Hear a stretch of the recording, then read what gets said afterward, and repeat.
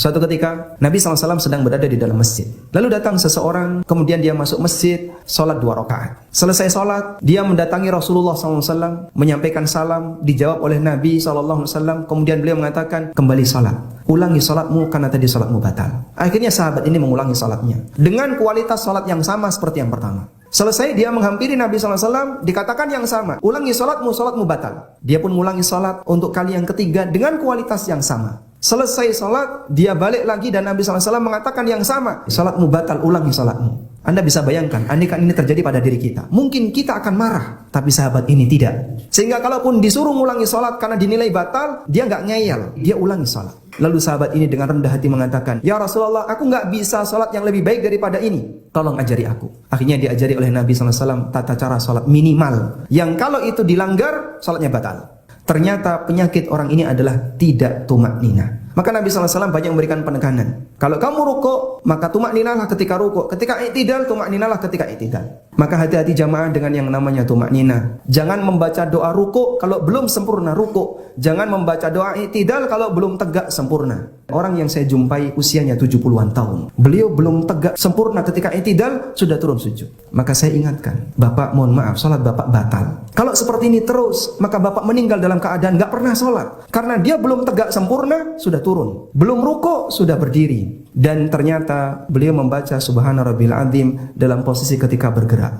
Orang membaca doa sujud Subhana Rabbiyal A'la dalam posisi ketika bergerak sujud. Begitu dahinya nyentuh sebentar, sudah bangkit. Kalau seperti ini caranya, sholat kita tidak akan diterima. Ibadah itu wajib dan ada aturannya, ada standarnya. Keluar dari standar, mohon maaf, ibadah itu tidak diterima. Bukan dalam rangka menilai amal orang, tapi kita punya tanggung jawab bersama bagaimana agar ibadah kita sesuai dengan standar yang ditetapkan oleh Allah dan Rasulnya sallallahu alaihi wasallam.